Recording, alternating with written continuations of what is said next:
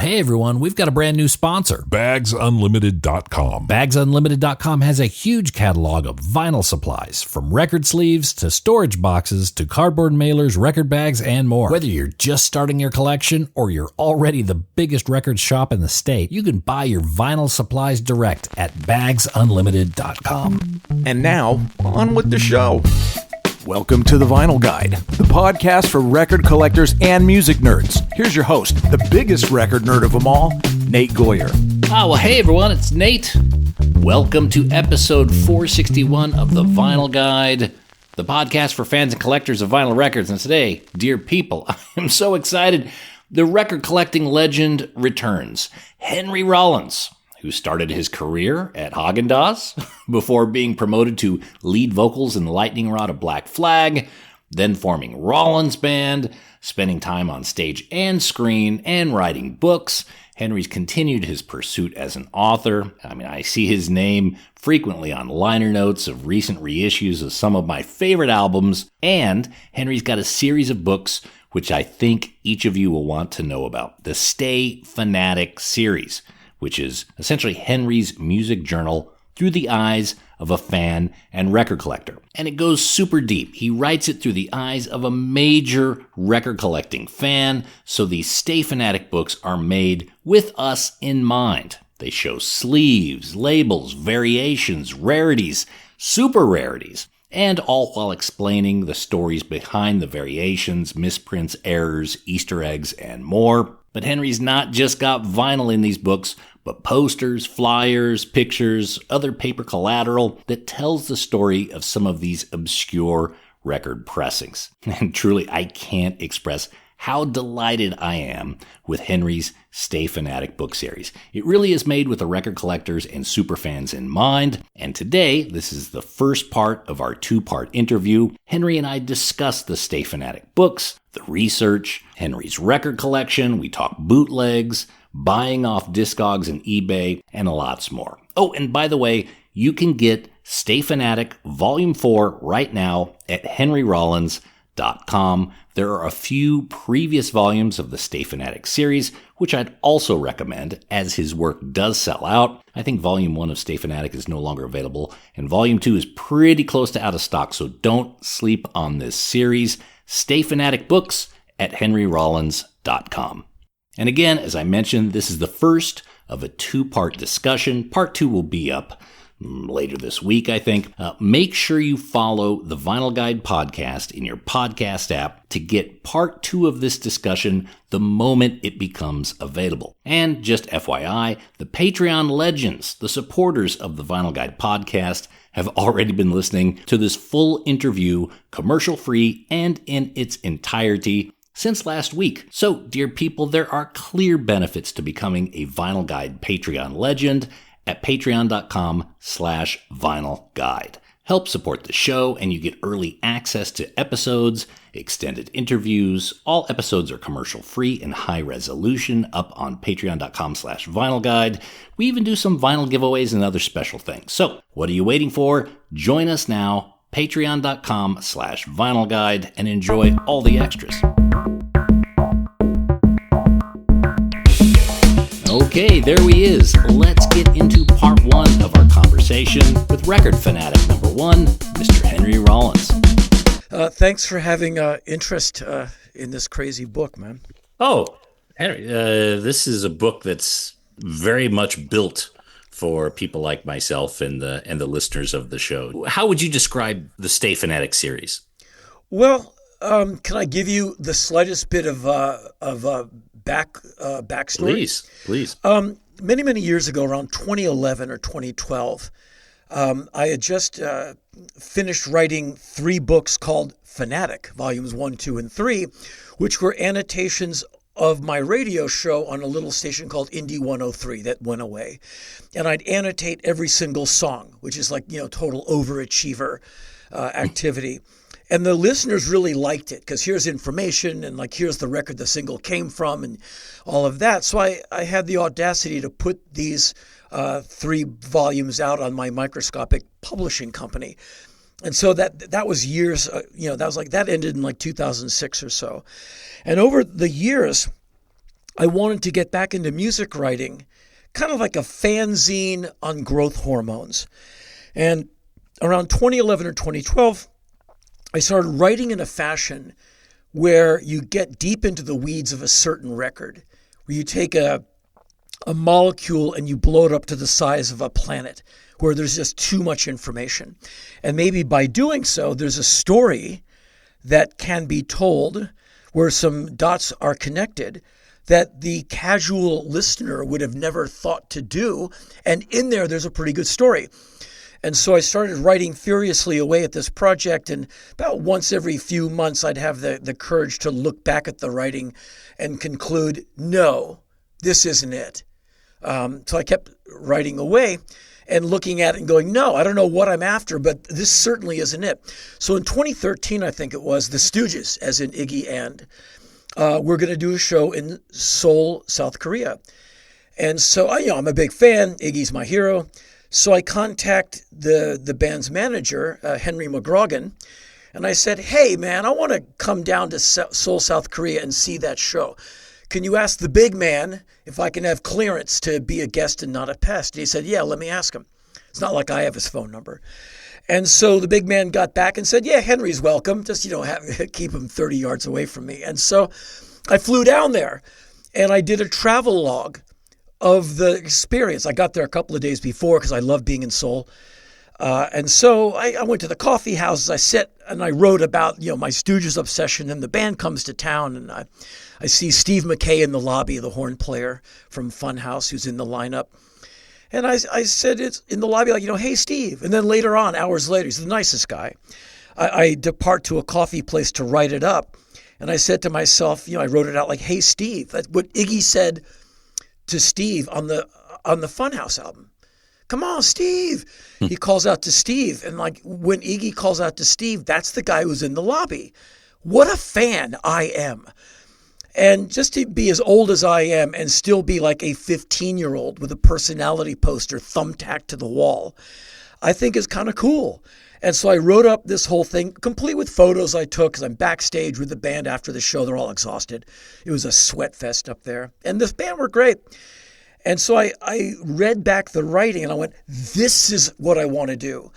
Like a serial documentary journal entry style with pictures. And so I started really laying into the writing with the idea that somehow I'm going to be able to put images in a book, 8.5 by 11 format. We'll blow it up, make it bigger so you can make the pictures bigger, run flyers full size, correspondence, set lists, and give the reader some real bang. Because what good is a bunch of writing if there's not a picture? Right. And so with pictures, you can tell a story. And so the Ruts, a great UK punk band, as their first 7-inch is an example of kind of the whole premise of Stay Fanatic.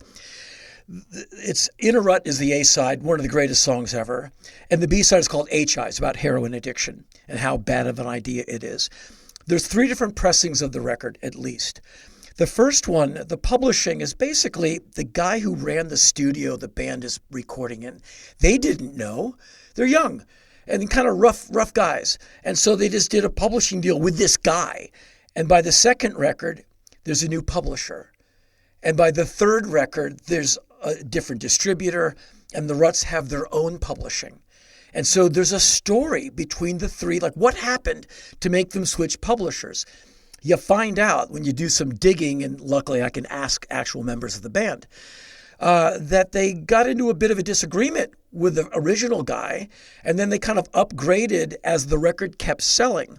This is a story I've never seen told except for finally in the really great biography on the Ruts by Roland Link called Love in Vain. But I'm the first one I knew who sought out the information. And when you can put all 3 images, high resolution, on a page and tell the story, even a Ruts fan has to go, well, that I don't care, but that's pretty cool. But the book is kind of aimed at, the ones who are already there. But I always want to get the uninitiated. Like say you hate punk rock music, fair enough. But it's a good story. And with the visuals, like, wow, I'm a fan of litigation and disagreements among adults. And you find out there's a lot of interesting label differences when you look at one record. The publishing shifts, the distributor shifts, and the matrix information will shift as the record gets remastered when the deal changes. And there's a lot of information if you are so inclined to get out the mega magnifying glass and have no life, as I do not. And there's like me and 5 other people in the world who care. I call us the men with no lives. And you can tell a really good story. And so this idea went into battles on eBay, where I'm like trying to go up against my 5 rivals, the other men with no lives, and we all vie for the same records and flyers and set lists and bleed each other out financially. I let go with different eBay strategies for victory, not my most heldly close ones, because I'm still in battle. But the generic ones I can let loose to the public. And visits to record stores, and I go to them like up to 25 countries per tour. So here's photos from the record store in Moscow, in Riyadh, Saudi Arabia. And I do have photos of the record stores in Riyadh, Saudi Arabia. And so it was incumbent upon me to find a great way to reproduce images. And so I got my good pal Nicole, the great Smithsonian archivist, to tell me what kind of scanner to get. And then I flew her out to Los Angeles and hired her to teach me how to use it and how to do metadata and do databasing. And I learned pretty quickly. And thousands of scans later, I'm pretty good. And so since I am self-published, there's no rejection slip. So any dumb idea I come up with to make a book, no one is. You have complete freedom to. Yes, and there's no one dependent upon me. There's no kids going, "Where's my dad?" There's just me. There's no cat. There's no nothing but me in the dust. And all these records and all these things to scan and all this stuff to write about. And so I write with no inhibition whatsoever. Is it self-indulgent? Probably. Is it well-intentioned? Absolutely. And so the books are basically an overachiever's fanzine with lots of photos. And the new volume 4, has like over 700 images, just because there's a lot of things to show. Yeah. And I go far and wide to get images to show. I go to clipping companies and I get every clipping of every live show the Damned did in 1979, because you got to be able to take the reader through the tour via Sounds Magazine, Enemy, and Melody Maker. Classified ads that started bands. I have clippings of these. The classified ad that started the Damned is about 1 inch by 1 inch. I think 1975, December, Melody Maker.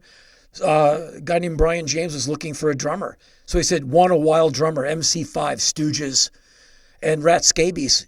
Looked at that. I went on eBay. I found a copy of that issue. I combed the back, and voila, there's that damn classified ad. And that's kind of, as they say, hitting them where they ain't, is that's how you get the home run. And so you blow that up and you put it on the page and you tell this arguably cool story about here's this beloved band, and here's the mouth of the river. Like, here's the source of how it came together. It's a freaking want ad. And from that practice room came like Generation X, Chelsea, The Clash, and The Damned. One practice room, because there's members of all those bands kind of splitting off in the early days. And so that's the spirit of all 4 volumes. And it's kind of the same volume over and over, with bands I'm obsessed with, but different photos and lots of exclamation points and lots of writing that could be seen as hyperbolic. Okay, thanks, Mr. Cynical. I'm just passionate and a fan. Mm-hmm. And so it's a love letter to this music that changed my life and rescued me from easily a life of conformity and mediocrity, which was absolutely where I was headed. Mm-hmm. And as you're writing these, because these are from the road, they're dated, you'll say where you're at and what's happening. You'll give a little bit of an overview as to your environment at the time. Do you actually type it, or are you doing speech to text? Because it really does sound like you're speaking through those words. I started off with my favorite way, which is to handwrite. And then I took all of my courage and I opened up these notebooks, and I had about 2 feet of them. And I started reading the writing. I'm like, okay, this holds up. Because, all the Seoul, South Korea stuff was all handwritten. And so, because I love handwriting. And I realized, oh, I have to transcribe all of this. And I ended up having to transcribe about 250,000 words. And for a guy who can't type well, that's a lot. So I decided, okay. And I tried to entice myself to stay with it. So I would take the notebooks, backpack a few articles of cheap clothing, and I would do this transcription in interesting environments. So I'd go to Vietnam, get a cheap hotel, and do the transcription in Hanoi or in Taiwan or like in Beijing. I would just like live all over the world, where like in Lima. I'm up in the Peruvian Andes, like just grooving on all this writing I had to do just to keep myself awake. And so soon as I had gone through all of the handwriting, I said, okay, never again. I have to learn to type better because I just don't have the literal lifetime left to transcribe for 8 months to make one book that no one's going to care about. And so I use voice to text to answer emails quickly. I've never used it for Stay Fanatic or journal entries. I've actually, about 2 weeks ago, I somehow learned to do it on my phone for texting. And it just saves a lot of time. So I'm not all that good with my thumbs. And so, but as far as the entries, I just write out of excitement and an aversion to feeling bad. And I'm one of those gloomy characters. I'm kind of, depressed and angry all of the time. And so what mitigates that is not only music, but thinking about music. Being obsessed about a single pressing of a record I already have 12 variants of that I won on eBay after a 5-year search, and it's in the mail, and I'm driving to the place to pick it up. So I still have that. I think my parents gave me a sled for Christmas, age 11 excitement. I still have that over records I'm after that I finally locate. Or people that I meet. At this point, I'm meeting people who are aging out, changing interest, and I'm purchasing their collections. So I'm capitalizing on like 40, 50 years of someone's dogged pursuit. These people remind me of me, but they're done. And so I, either fly or drive to them, go through their stuff, we make a deal, and I drag it back in, scanning, acid-free environments, and I make these amazing dot connections and breakthroughs because I now have this historical artifacts to do it. So it sounds like you've got a lot of records coming into your life. Do you have records going out? What do I go to the store and trade them in? Or no, do you pass them on? Like, how do you, it's a two-way door, not a one-way door? I'm kind of like a Roach Motel for records in that once they arrive, actually, they don't leave. And I'm loath to get rid of a record. In that, say the band doesn't, it didn't stand the test of time. You put it on the record, I never need to hear this again. It is a historical landmark of your interest. And so I'd rather, leave it for like the poor person who might be documenting my ridiculous collection after I've turned to dust. And it shows that was a part of the journey. And I'm not going to name the band or bands, but I still kept the records. Every once in a while, I'll buy a record, but the band will send me one because I play them on the radio show and I'm a good customer and they'll lay something on me. And so I'll sometimes trade in the one I bought and keep the one that was given to me, unless the vinyl variant is different, and then I have to have both, of course. But every once in a while, like when I was living in Los Angeles, I was taking CDs that I had 2 of or vinyl I had 2 or 3 of to Amoeba and trading them in for credit so I could buy more records.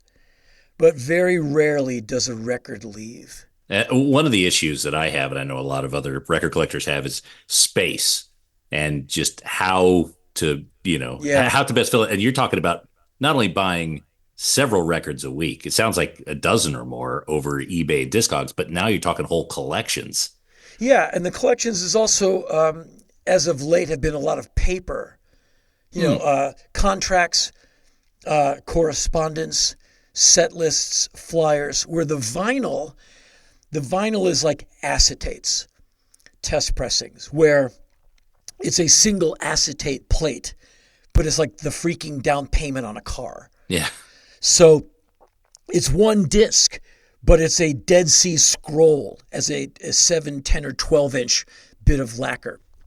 And so, and that might be the only thing in the collection I wanted, but wow, there's one in the world. And it's at my place, and I just scanned it, whatever. And so the acquisitions have been, as far as vinyl, I buy a lot of new records. I have a radio show, and I'm convinced that music is not only as good as it's always been. I think independent music is maybe better than it's been in many, many years. And there's been times in the 80s and 90s and 2000s where, I was not thrilled with what was coming out. But then somewhere in the 2010 or 11, you see bands like the OSEES or Ty Segall, or what's happening in Washington, D.C., and there's always something happening in Oregon or in Washington State, and on and on. And you're like, wow. And the great bands coming out of Finland, like all the time. Really cool folk psych weirdness. Ireland, Scotland, England, Germany, like Berlin is just happening. All kinds of cool punk rock mixed with. Because these young people are smart and they're innovative, and thankfully they're pissed off and they're just doing really cool stuff.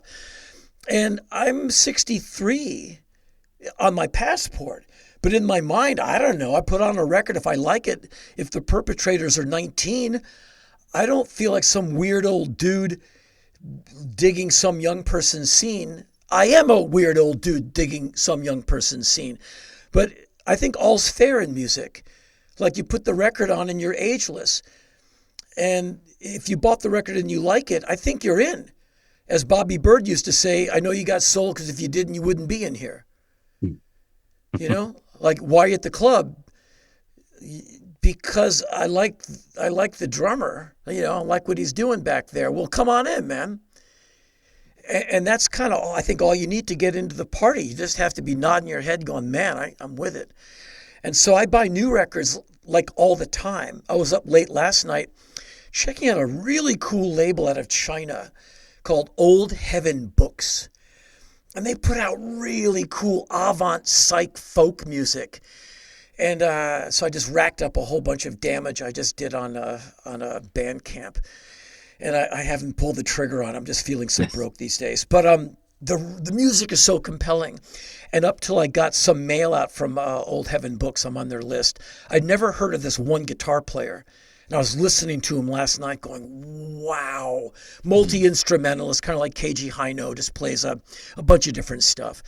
And, one of the last fun trips I had before COVID, I flew all the way to Tokyo, Japan, to see Keiji Haino, the great multi-instrumentalist, do his New Year's Eve marathon show. Mm-hmm. And, as the man gets older and older, the marathons are like, they get shorter and shorter. But I had to go see one. So I flew all the way out there, got a cheap hotel in Shinjuku to be near what's left of the record stores. Hit the record stores by day, coffee shops by night, and on December 30 or 31, something like that, I went to go see Keiji Haino do like a 2-hour and 50-minute set. Did a photo with the guy after the show. Took one more day just to walk around Tokyo because I love it. And then I flew back, and I arrived back in LA on Jan 1. A totally fanatic mission. And I, of course, photos of the record stores, the people in the record store, the records I found, the records I left behind, all of it, snap away on photos to tell the whole story for anyone who might be inclined to torture themselves passing through the pages. Is that something that would happen pretty regularly, or was that a bit of a surprise, a bit of a indulgent binge? No, up until COVID, I would bounce all over the world. Metallica was closing a few shows for Iggy in Mexico City. So, of course, I have to fly down there. and make sure that Metallica's getting enough people applauding for them in case their feelings get hurt, because 68,000 people a night might not be enough. I like how you put it. They're closing for Iggy. I got that. I stole that from Ween, because one time Ween opened for the Rollins band, and Dean came out and said, "We'd like to thank the Rollins band for closing for us tonight." You're like, okay. So it's a steal. But I went down there to see Iggy, of course, because, he's a legend to me. And it's a flight. You can get on a plane. And I've never been to Mexico City, so I better go. And I did. And it was great. And, of course, I'm there for sound check, tons of photos, watching security check up, tons of photos, photographing the gig from the soundboard, making notes throughout the show, and so on and so on. And so I've done that multiple times, flying great distances to see shows, flying to New York for a week because Dinosaur Jr. is going to do 5 nights at, wherever. And that's just what I think is the right thing to do, because life is short. I have the means. I don't need to buy bottles of champagne or Lamborghinis. I'll buy plane tickets and I'll go be a fanatic. And then COVID came and kind of just dampened everything. And over the last few years, I've started on a massive project, the biggest thing I've ever torn off the hook. And it's basically depleted me of all of my money. So I'm not exactly rubbing 2 dimes together, but I'm parked next to the guy who lives in his car rubbing 2 dimes together to see this project through. And so that kind of trip, I just in good conscience cannot do that right now. Are you able to talk about this project at all? Not to you right now, in that I haven't finished it yet. And so putting the cart in front of the horse, talking about a maybe, to me is not the brave way to go. Although if you gave me 3 hours, I could talk to you in a single exhale about how excited I am about this thing, because it is absolutely cool. It's just about 10 times bigger than anything I've ever sought to do. And so it's been a really intense learning curve. And, it basically took all my savings, besides, like, if I ever choose to retire. I have some money put away so I can, get a couple of cans of beans when I'm living in the park. But past that, the rest of it went into this project. And so as it is now, I'm kind of in this holding phase, seeing if I have the clearance to finish it and unleash it. And once I do, it won't be subtle. And you'll go, oh, that's what he was talking about. Yeah. Okay. Well, I look forward to hearing more about that. Hopefully we could have a conversation when you're ready to give the skinny on that. Sure. Let's back to record collecting, bootlegs. Now, in Stay Fanatic, and you cover a lot of bootleg material. It's clear you've hoovered up all the official releases, and now you're going well beyond that. What is your tolerance for bootleg material? Because a lot of it, all of it's done outside the scope of the band generally, and a lot of it is the quality is very, unpredictable, from excellent to awful. Yep. What is your tolerance in terms of the sort of bootlegs you collect and the ones that you'll pass up? Well, my tolerance, I have nothing but sympathy for the band that's not getting paid. Like David Bowie, like almost the entire 1978 live tour is on vinyl and CD. Mm-hmm. And I know because I have them all. And I love that set. It's such a great lineup. Bowie's in great voice. Adrian Belew is just ridiculously good. And that's just like such a great set of songs. And so I have all of them. Did David Bowie get paid for any of it? I doubt it. Did David Bowie need any more dollars? That's not for me to say. But I'm allowed to be at the show in Melbourne, Australia, because someone taped it. And as you might know, there's like 9 Joy Division shows that were taped. They keep coming out in different variants, compilations, colored vinyl, different picture sleeves over and over. But it allows a guy like me to kind of sort of go to the Joy Division show and hear how insanely good they were live. Forget it. It's like white knuckle the whole way through. I wouldn't want to be the band going on after them. Yeah. I mean, just no. Be like going on after the Birthday Party or Fugazi. Like, pal, just don't do it. And so the bootlegs and Joy Division gets nothing. And apparently not everyone in the band is all that into it. It's not for, it's not for me to talk out of class. And it's fair enough if you're not into that. And there's even, believe it or not, Black Flag bootlegs. And I think it's great just because, there's fans out there like me who want to hear more. And so while the band isn't getting paid, okay, your question, where's the limit? My limit goes to where the audio is so appalling. You are taking advantage of people like me under this dodgy premise of we love music, and you wouldn't do that to a fellow music fan. But I love music, and the bootlegger might like music, but they definitely like money. And so when the financial outweighs, we're going to turn this tape loose to the fans, or we're just going to make some money, when you can tell they just knew there's guys like me showing up, and they'll buy the damn record and pay too much in postage because it's coming from wherever. $30 for the record, $40 in postage, and it's just this bad tape. And it's not even the show that's advertised. It's a bad copy of the other show that we all have 12 versions of. So all you did was take me for my money. You took a music fan for his money. You should do that to some day trader, but not to a true believer in like the promise of music. Like, come on, man, me? Like I showed up in the rain with my t-shirt on and my ticket melting in my hand because I walked 40 miles to the show. And so that's where I draw the line. Also, in some countries, a studio album will get bootlegged because the damn record didn't come out in insert Eastern Bloc country here. And even my records, which no one really cares about, have been bootlegged in some of these countries. And I buy them because I'm interested in the picture sleeve and, the fact that it's a bootleg that I'm on. And so that's where I draw the line, where you crassly went after my money. If I can hear more minutes of a band I really like while I sympathize with the band members' discontent, I'm going to buy it anyway. Because I'm just a fan. And as you said, I already bought all the official records and the remastered reissue and the 7-inch and the 10-inch and the 12-inch and from every different territory.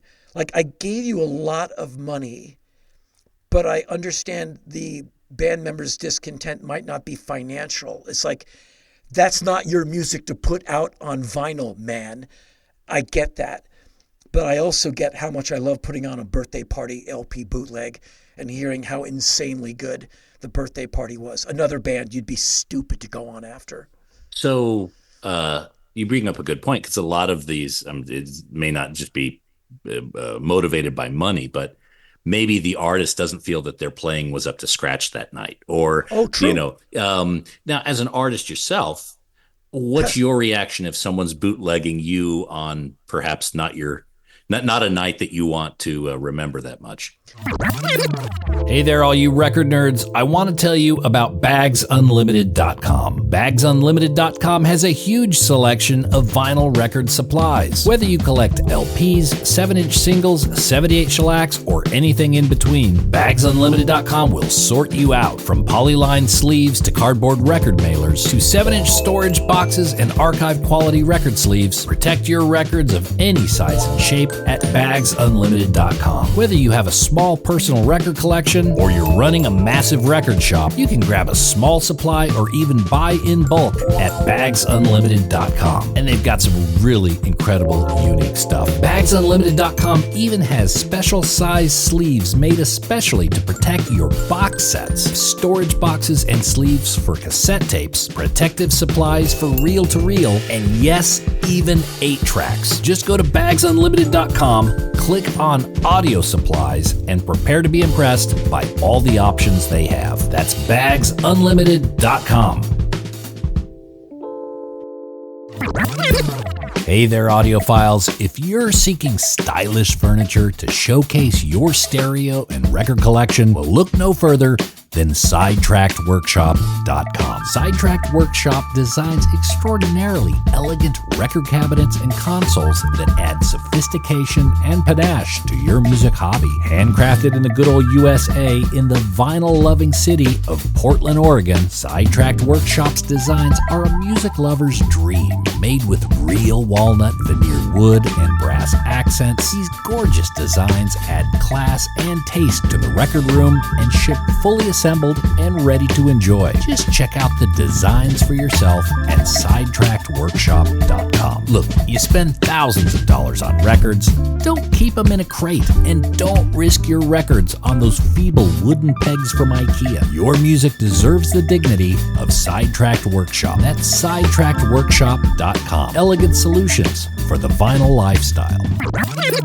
Oh, and hey, record nerds, don't forget to clean your records with the very best and safest record cleaner, the Groove Washer. Make your records look and sound their very best and store them with confidence using the new Groove Washer Groove Guard record sleeves. You gotta try this out. It makes a huge difference to the quality of your vinyl experience. Ask for the Groove Washer by name at your local record store and accept no substitutes. Or head over to groovewasher.com and use discount code VINYLGUIDE10. All hail the Groove Washer. That's groovewasher.com, discount code VINYLGUIDE10.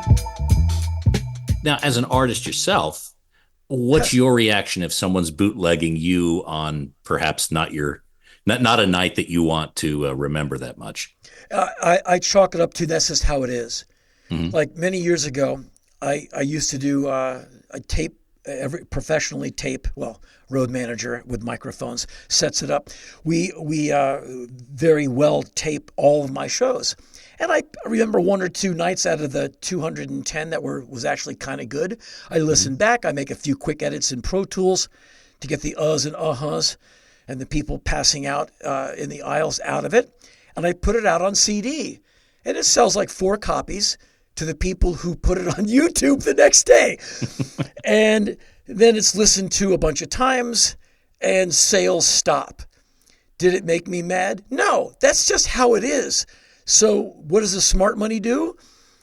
Stop making spoken word CDs, man. And so I just stopped.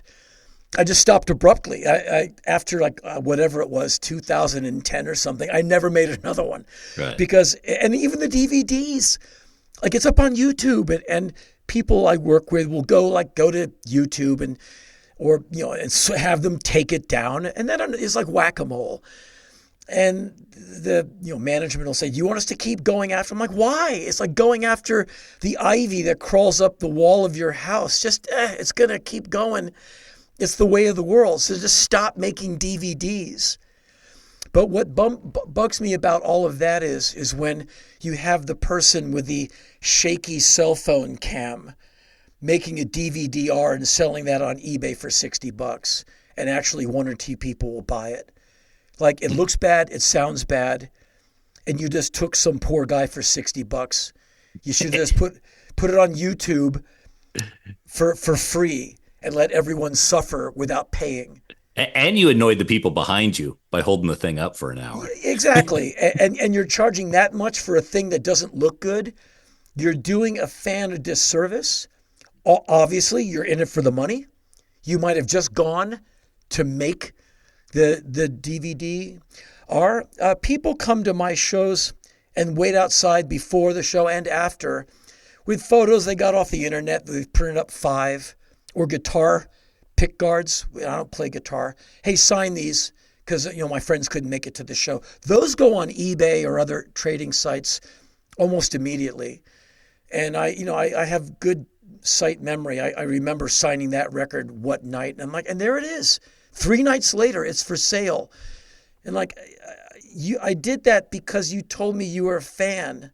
And again, you betrayed the trust. And all these people, Iggy Pop, David Bowie, there's all these signed records where no doubt they went up to those people and went, "Oh, dude, you're the man."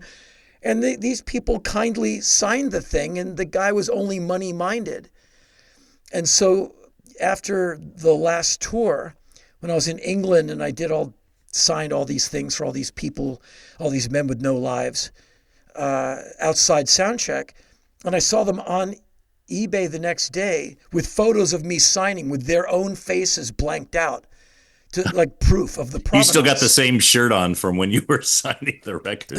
But I, it was like, like a day and a half ago. And I wrote the guy like, really, man, you did that? And he went, well, yeah, bite me. Like, what are you going to do? Nothing. It's capitalism. And so I made a new rule. When I get back from the gym, usually they're waiting for me by the Bon Jovi mobile. No offense. I just go, no, man, I don't do it anymore because you guys, you lie too much. But Henry, I know, man, and I'm sorry. Just write me some hate mail, or like text about it. Go on Facebook. I don't even know how Facebook works. Unfollow me. But like you guys have broken your promise to me too many times, and so the only mistake I make is to keep showing up for the whooping. I'm not mad at him. I understand someone trying to make a buck. I get it. But I just don't show up to be one half of the equation anymore. But all of that stuff, thanks to the internet, all of that stuff is immediate. You can get something signed by the guy in the band, and you can put it online for sale as soon as you get home. You can probably do it on the way home. Mm-hmm. So that is, and I see signed things of mine online fairly often. And I'm, pretty good at recognizing my signature. That's a forgery. That's a forgery. And I see someone bidding on it. I'll write the guy like, pal, don't put any money in on that anymore. Hopefully you'll be outbid. That's not me. Yeah. And like, if you ever come to one of my shows, remind me and I'll sign a record for you because you threw your money down, but like you're about to get ripped off. Right. It sounds like you spend a lot of time on eBay and Discogs each day. Oh, yes, I do. Tell me about that routine. I have a bunch of bookmarks on the laptop, and I run them continuously. And I won't tell you what the bookmarks are, but I just keep hitting them. And then there's ones I just type in and check. But, my heroes and the bands I'm obsessed with since, like, Carter was president, like, I don't know, 20, 30, 40 times a day. Just because I take a break from editing, scanning, proofreading, making a radio show, and I just hit the tabs and just run the course. And they're in the top left bar over the Google page. Easy to do. And even different auction houses. So I've kind of put on my big boy pants and learned to auction with for some real upper tier materials, which is a much rougher room. Like there's some people throw a lot of money at like an old poster for the Grandy Ballroom, like $17,000, which is way too rich for a guy like me. I'm more of an eBay Discogs, like where $40 causes like my heart to skip. But I'm after some stuff. I'm trying to do something here, and so I've kind of broken into that upper tier of the rough room of going to the auction. Yeah. And I'm on them constantly looking for crumbs. I'm the person looking for chunks of crack in the carpet. But it's music. So I used to do something very similar, and I found that it gave me a lot of anxiety because at any moment I'm like, well, I should refresh. It made me a little bit too ultra alert.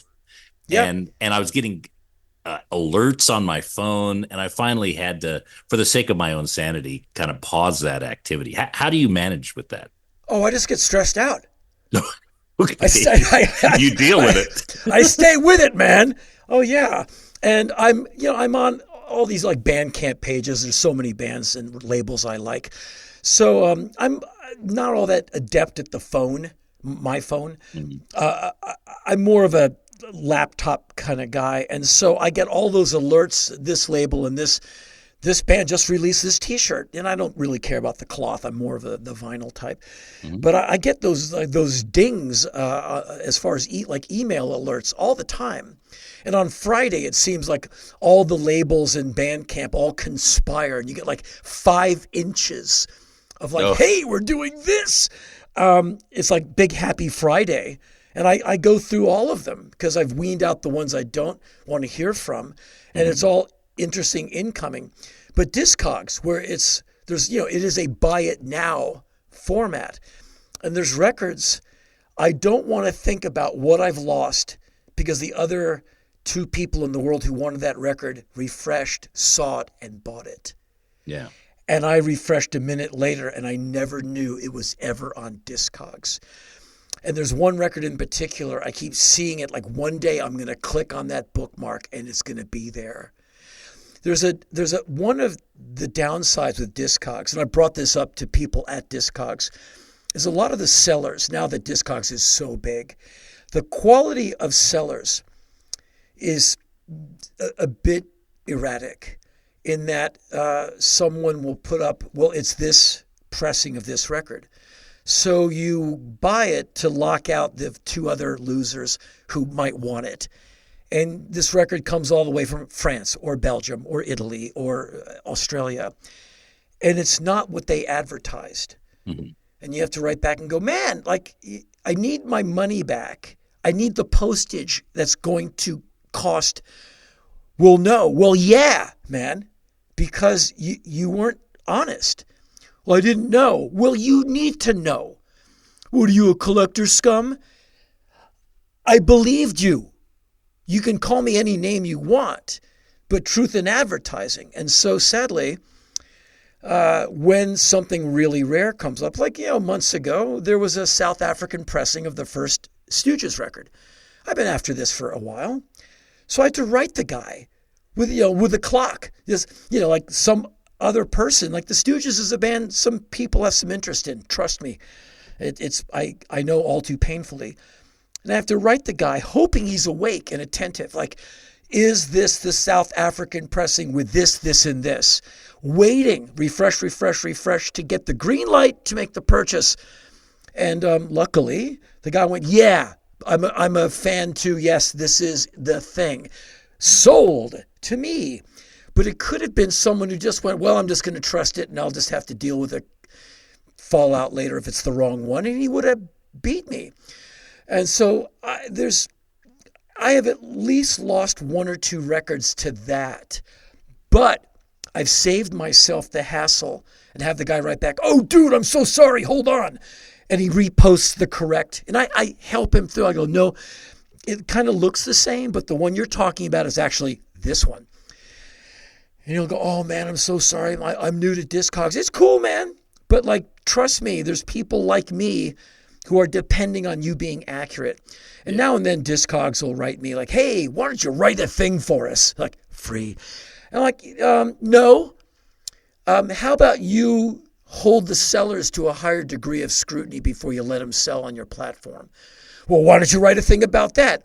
Why don't you just do your job and I love Discogs, but don't make it so someone can not know the thing and waste my time. Because some of these sellers are not cool about giving you your money back.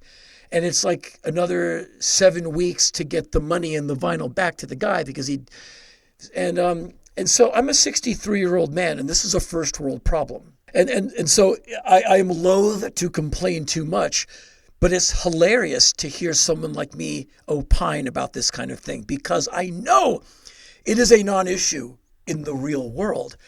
But this is the kind of thing that fills the pages of these books.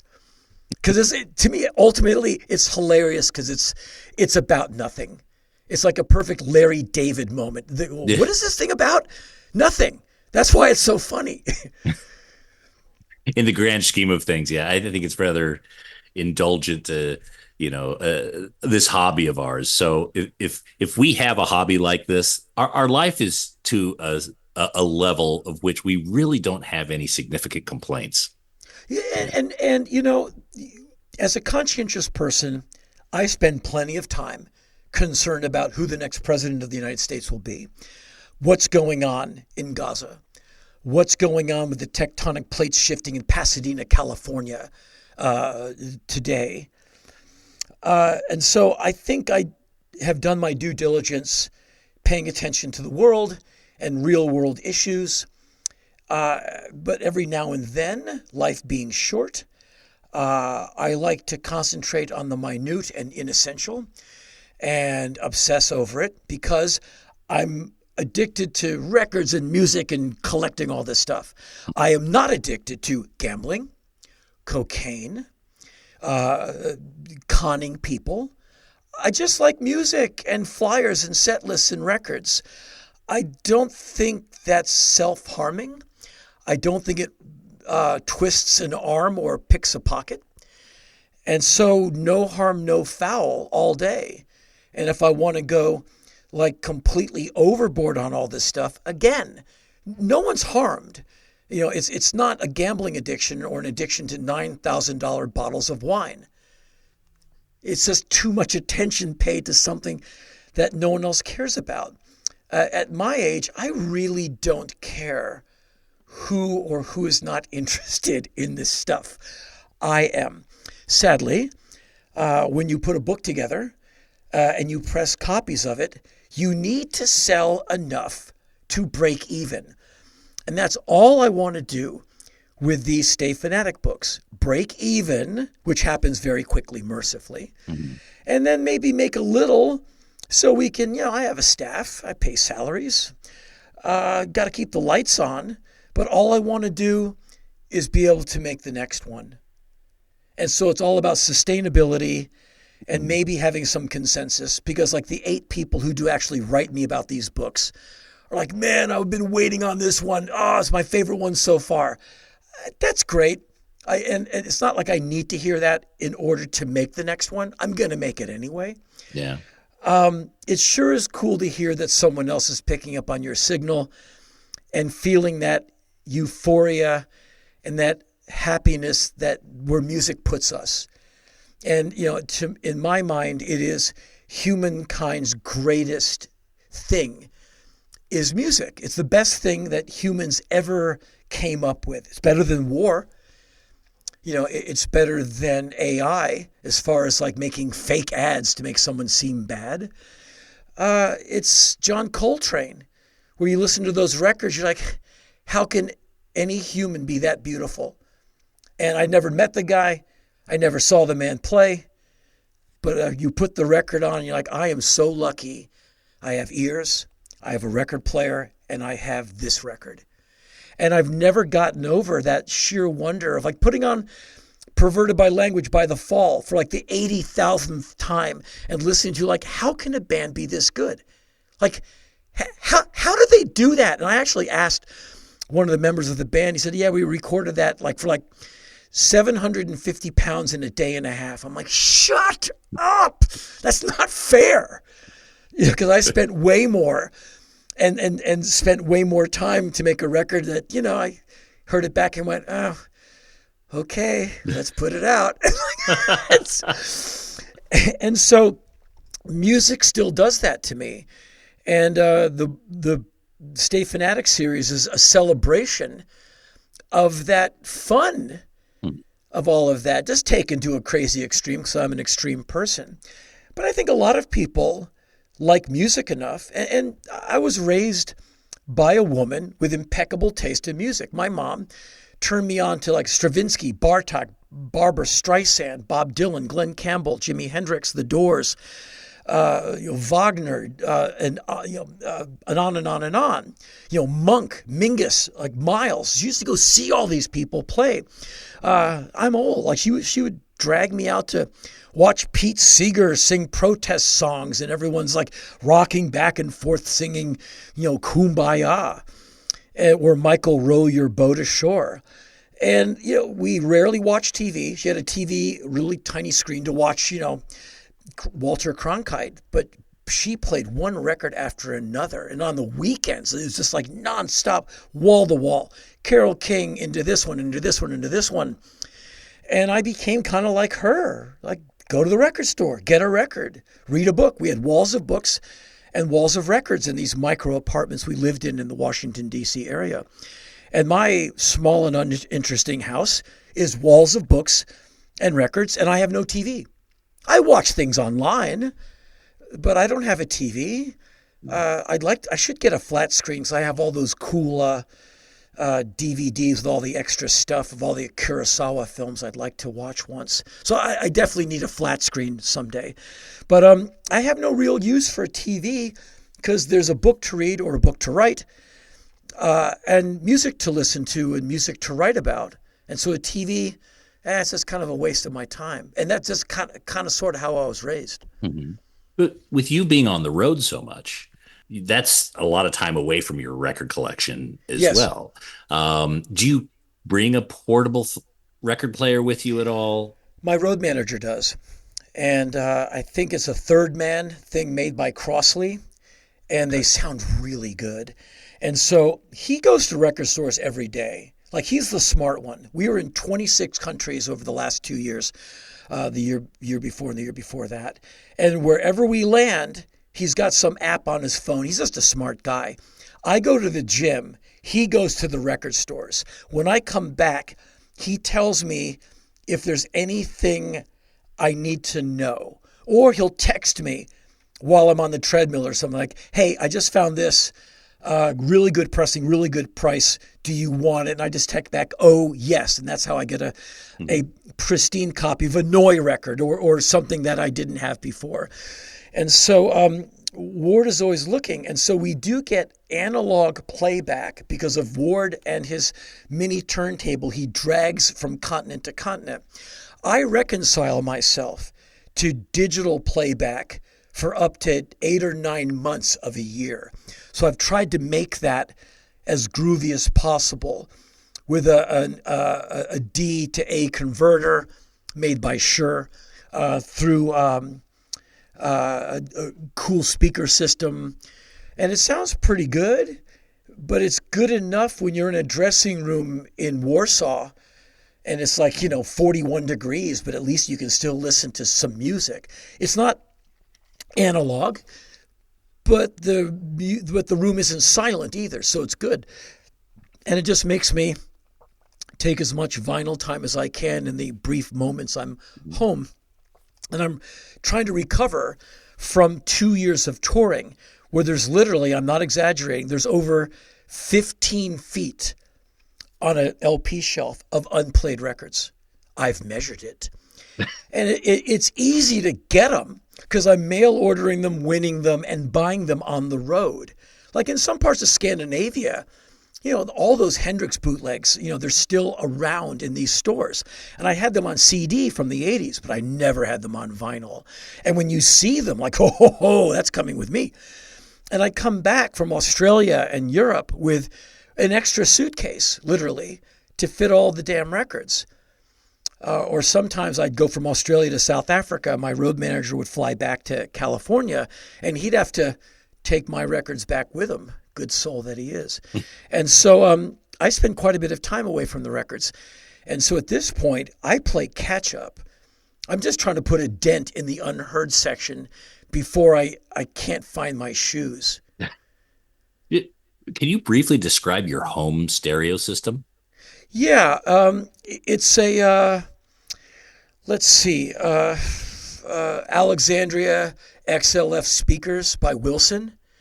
It's not their newest model, but it's the one before the new version of them. A VTL amps, 1 amp per speaker. Channel? Yeah. VTL preamps and all of that. The guy who invented the VTL company came and installed them himself. Nice guy. A Monaco 1.5 turntable. A Grand Prix 1.5. A triplanar tone arm. And I'm forgetting the cartridge I have on there now. It's not the great one I had on there, but the one I had on there got damaged. So I needed a new one, and the one I had on there is no longer made, and it's not as good as the one I used to have. But it's more mid-range happy, and it doesn't rock as hard as when you want to put on like Black Sabbath or something. And it doesn't get acoustic low, and like my old cartridge did. But so it's an audiophile system, and I have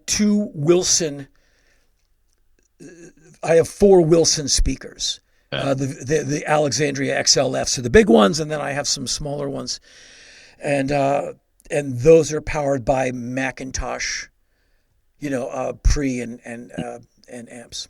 Is your system pretty stable, or are you constantly switching things in and out? Oh, no. It's stable to where I had to have the pros who built it in LA dismantle it, pack it. We put it in a truck. We drove it to where I live now. I had to fly them to LA and put them up and feed them. And they came out, rebuilt them, and positioned them in my new listening room. And I'm embarrassed to tell you how much that cost. Yeah. And so this is a system that cost a whole lot of dough. And it took me years to get the gumption to buy it. I kept saying, like, one more tour. And finally, my manager said, you're not getting any younger. You have the money.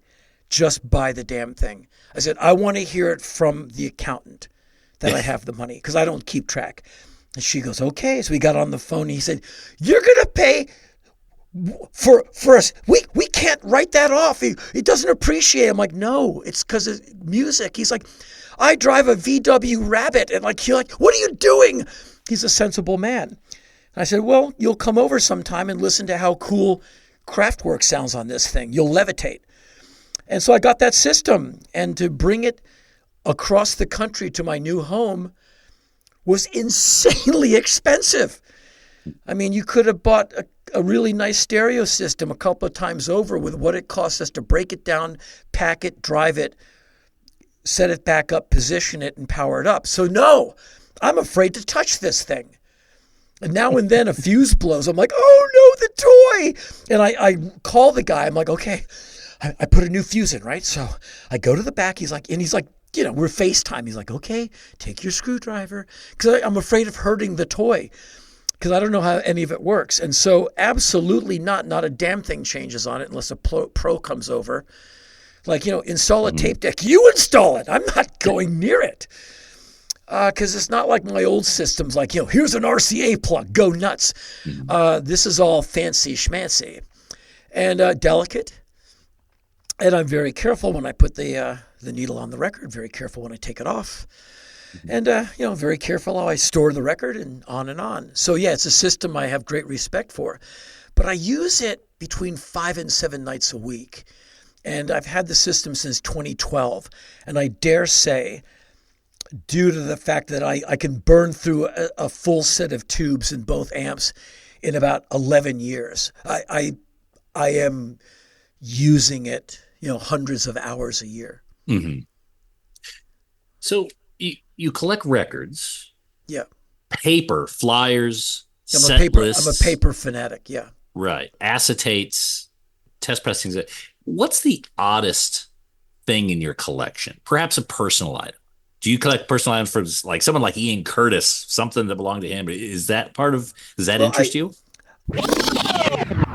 All right, we're going to hit the pause button for right now. That's the end of part 1. Remember to follow the Vinyl Guide podcast in your podcast app, and you'll get to hear part 2 of this interview the moment that it gets published. All you got to do is click that little follow button to where it goes from a plus to a check or whatever, and even get an alert for when episodes come out, and you'll be enjoying part 2 of this interview before you know it. And if you absolutely cannot wait, you got to hear it now. The full version is available to Patreon legends at patreon.com/vinylguide. So head up there now, help support the show, and you can enjoy part 2 plus all the other extras right now. Otherwise, thanks again for listening, and keep your ears open for part 2 coming shortly. Cheers.